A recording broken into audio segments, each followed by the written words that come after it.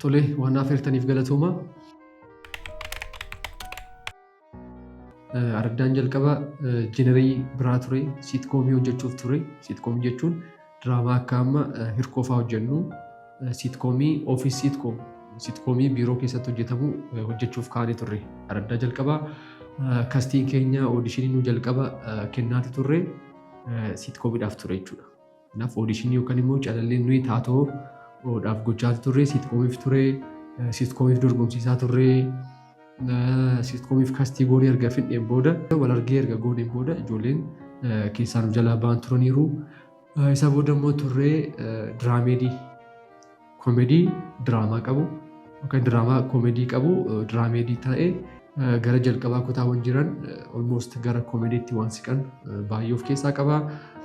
Akkas ta'ee jenerii haaraa diraameedii ta'e kun immoo daawwattoota keenya oodiyensii keenya wajjin waliin barree ture.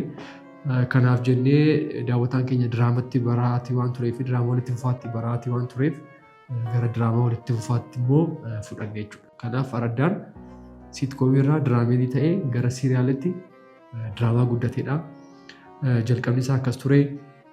Diraamaa kana immoo fooyya'aa goonee siitkoomii gaarii ofii siitkoomii gochuudhaaf jecha calalliiwwan garaagaraa gochaati turre. Oodishinii keenya keessatti calallii taatotaa jechuudha.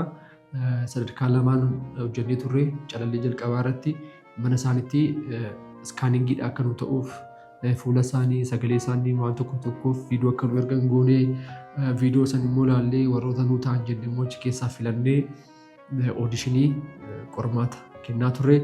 Qormaata baay'ee gaarii ture. Oodishinii san keessa taatoowwan jajjaboo kanneen akka giiftii, seenaa, lalisee, beekaa, garbaa warroota akkasii fi kan biraa booraa fa'aa dabalatee kastii oodishinii goone keessa kan arganne kastii gaariin gochaa ture. Baay'ee chaalenjii gochaatiin ture. Keessattuu koomediidhaaf barbaanna waan ta'eef taatoowwan fleksabilii ta'an argachuudhaaf yaalaan ture. Inni immoo ta'ee gara siitkoomiin hafee gara diraameedii ta'uu dhaqee jechuudha. Isa boodas kastiiwwan gara biraa immoo alaatti daballee diraamaa kana hojjechuudhaaf yaadaa turre. Kanaaf jalqabni araddaa kutaawwan jalqabaa diraameedii daark koomediiwwan baay'ee nama kofalsiisan odoo hin taane koomediiwwan daarkii ta'an of keessa kan qabu araddaan kutaawwan akkasii ture. Walumaa gala araddaan nagaa ammaatti kutaawwan 35 torbeewwan 35 walitti fufiinsaan gara ji'oota 9 waan ta'u qilleensarra daawwattoota keenya biraan gahaa turreerra. Hojiin baay'ee jaalladhu chaaptarii gara biraa diraamaa walitti fufaa itti argineedha. So walumaa gala diraamaan jalqabni isaa haala kanaan jalqabamee kutaawwan 35 haga ammaatti dhufe jechuudha. Tole akka chaalenjiitti diraamaan araddaa chaalenjiiwwan garaagaraa dabarsinaa. Yeroo hojii kana hojjennu chaalenjii hundumaa chaalenjiidhaan jedhanii chaalenjiiwwan tokko tokko nu guddisuu, nu barsiisuu, nu ijaaruu, carraan biraa akka ilaalu nu godhuu, akka irraa barannu nu gargaaru. Chaalenjiin hundi isaa chaalenjii nuti ta'u miti. Nuyis nu hojjetu waan ta'eef garuu akka chaalenjii wayitti immoo nuti ta'eera hojii kana keessatti kanan jedhu waan lama kaasuun barbaada. Inni tokko anumatu barnaawutii godha jechuudha. Hojii kana keessatti hojiiwwan biraas hojjennu waan qabnuuf pirojektiiwwan garaagaraa waan qabnuuf mana kalaqan keessatti diraamaa hirkoon hojjennaa, barattoota qabnaa, pirojektiiwwan biraas hojjenna waan ta'eef diraamaan araddaa immoo hojiiwwan kana dura beeknuun ala iskiriptiin guutuun barreeffamuu qaba. Peejii 15-20 ta'uu danda'a. Tokkoon diyaaloogiin barreeffama. Daayirektiingiin jira achirratti, piroodiisiingiin immoo jira. Wantoonni tokko tokkoon dhufa gara kiyyaa. Isa waliin wal qabatee xiqqoo ishee hojii yeroo barbaadudha. Diraamaa walitti fufaa hojjechuun kophaasaatti pirojektii guddaa yeroo barbaadu humna guddaa barbaadudha. Inni sun xiqqoo anuma mataa kiyya chaalenjii na godheera. Egaa akkuma beekamu yeroo araddaa jalqabnu season break irra ture. Diraamaa hirkoo season break ture. Hirkoo leetii taanee waan jalqabnee fi yeroo qaban ture. Iskiriptii of kiyyaan barreessaa, daayirektiingii nan hojjedhaa, hirmaannaa guutuu irratti hin godhan ture diraamaa araddaa irratti. As booda garuu pirojektii garaagaraas yeroo jalqabnu xiqqoonis yeroo natti fudhachuu jalqabee isa san guutumaan guututti diraamichaaf of kennuu hin dandeenye. Kana tokko anatti iyyuu chaalenjii ta'eera jedhee kana yaadu tokko sadhaa. Kanaafis waan tokko tokko furuuf yaalii gochaa tureera. Barreessaa gara biraa fiduu, Even immoo gara dhumaa kana immoo daarektingii immoo maammeedhaaf magarsaadhaan immoo dabarsee kennee innis immoo haala gaariidhaan hojjechaati ture. After all garuu anaaf akka chaalenjiitti tokko ofuma kiyyaaf fuulii irratti paartisipeetii gochuu hin dandeenye diraamaa kana irratti kun anaaf chaalenjii tokko ture. Chaalenjiin gara biraa garuu taatoodha. Diraamaa walitti fufaa akkasii yeroo jennu kana duras yeroo diraamaa hirkoo yaada akkasii kaasin ture. Taatoon diraamaa walitti fufaa keessatti yeroo baay'ee chaalenjiidha. Maaliif kiruu keenya keessa namoota baay'ee hammanneeti. Diraamaa walitti fufaa kan hojjennu namoota 20-30 isaa ol ta'uu danda'u hojii kana yeroo hojjennu.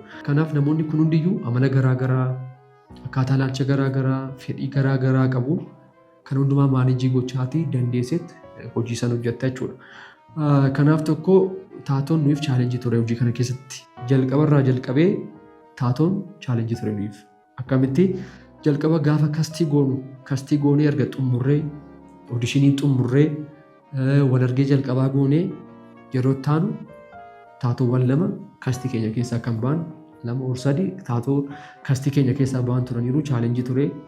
Bakka sanitti guuttee ammas joornii kee itti fuftaa, deemsi itti fufaa waan ta'eef turtee gidduutti fedhii garaagaraa qaba taatoo waan ta'eef nagaa sitti dhaabachuun barbaada.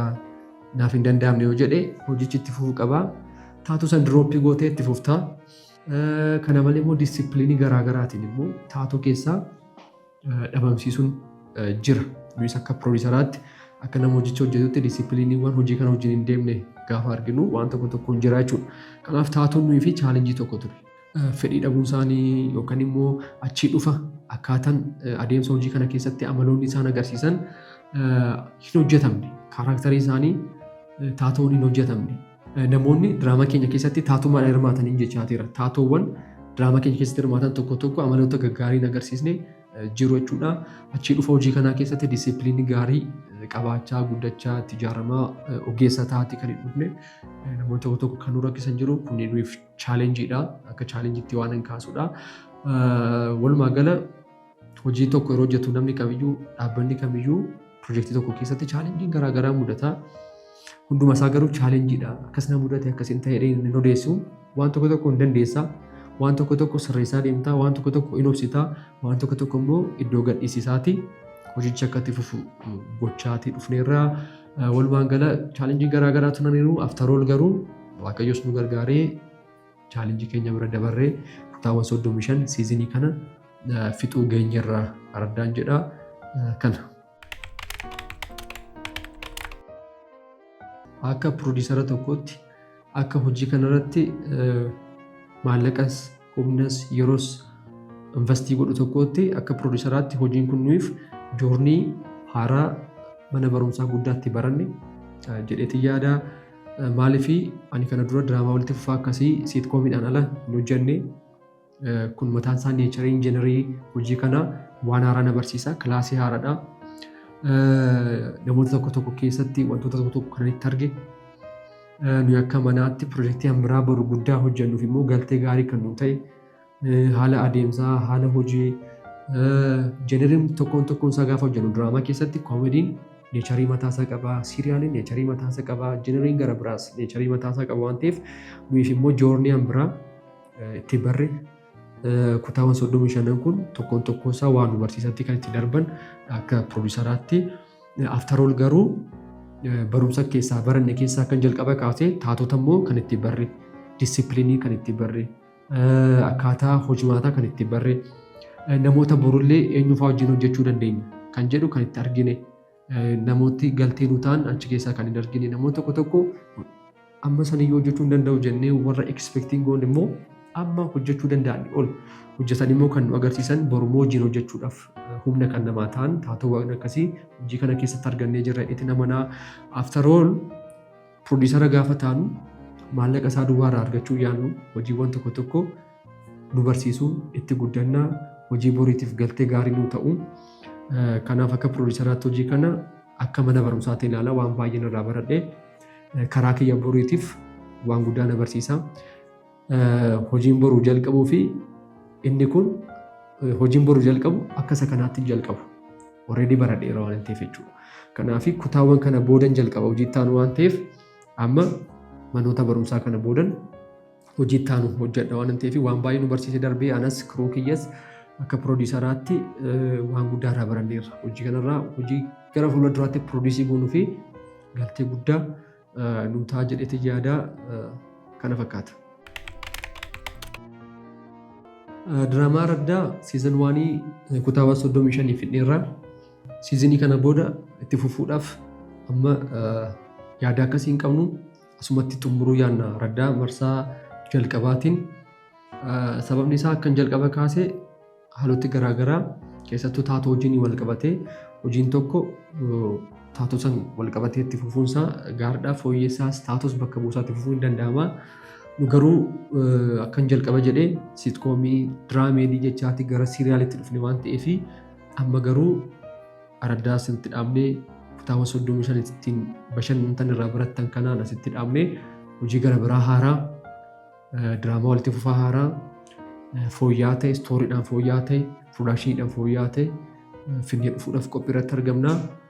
Daawwattoota keenyaan asumaan yoo kan gaddisiisne ta'eef dhiifama jechuu barbaanna. Diraamaa Araddaa 35 irratti xumurree diraamaa haaraa baay'ee jaallattaniin immoo yeroo dhiyootti isin bira ga'uudhaaf qophii irra jirra waan ta'eef diraamaan Araddaa kana booda kutaawwan itti aananu kan marsaa ta'an kan dhufu ta'uu hojii gara biraa hojii fooyya'aa ta'e ka'umsa gaarii qindoomina gaarii kan darbe irraa barannee isa taanuuf immoo waan fooyya'aa finnee dhufuudhaaf waan yeroo barbaadu finnee dhufuudhaaf qophii irratti argamna. Yeroo dhiyootti diraamaan haaraan akka isin bira ga'u nan abdadhaa. Araddaan ammaaf asirratti dhumeera jedhee yaada. Egaa dhumarratti kanan jechuu barbaadu hojiin tokko hin jalqabamaa hin xumuramaa piroojeektiidha waan ta'uuf immoo akka dhaabbataatti hojiiwwan garaagaraa hojjenna waan ta'eef ammas diraamaan biraatiin hin dhufnaa. Ta'us teemiiwwan kana dura hojii kana keessatti hojiin hojjenne wajjin hirmaanne taatota akkasuma immoo kiruu piroodakshinii dhamaatii garaagaraa kan godhan hojii kana keessatti hunda isaanii baay'een galateeffachuu barbaada. Dadhabbii dadhabanii fi abaluu hin jennes taatoowwan keessattuu saakrifaayii godhanii yeroo isaanii kennanii amma isaan irraa barbaadamu ol namoota godhanii fi diraamaa kana keessatti gahee mataa isaanii kan ba'an taatota keenyaa fi taatota diraamaa Araddaa baay'ee galatoomaa ulfaadhaa. Hojii gara biraatiin wal agarra jechuun nan barbaada. Warra kiruu kiyyamuu piroodakshinii duuba jiran keessattuu maammeefaa immoo baay'ee galatoomaa jechuun nan barbaada. Jabaadhaa ulfaadhaa jechuun nan barbaada. Dabalataan daawwattoota keenya yeroo hundumaa obsanii diraamaa keenya hordofanii yaada nuu kennan yaada ijaarsaa akkasuma immoo jajjabinaa nuu kennan hunduma isaanii biyya keessa biyya alaa kan jiran daawwattoota keenyanii baay'ee galatoomaa waan nu hordoftaniif waan nu hubattaniif yaada waan nu laattaniif galatoomaa. Ammayyuu isin waan jirtaniif hojii biraa abdiidhaan hojjennaa dhiyootti immoo hojii biraa isin jaallattaniin hin dhufna waan ta'eef ulfaadhaa jechuun ni barbaada. Namoota sabskraayibii godhanii nu ilaalan hunduma isaanii baay'ee galatoomaa jechuun ni barbaada. Namoonni immoo sabskraayibii godhin jirtanii yuutuubii keenya sabskraayibii godhaa hojii biraa isiniif illee dhufuudhaaf jenna. Ittiin bohaartuu ittiin bashannantu jedhee nan abdadhaa irraa barattu sabskraayibii gochaatu nu eegaa galatoomaa egaa kana fakkaata.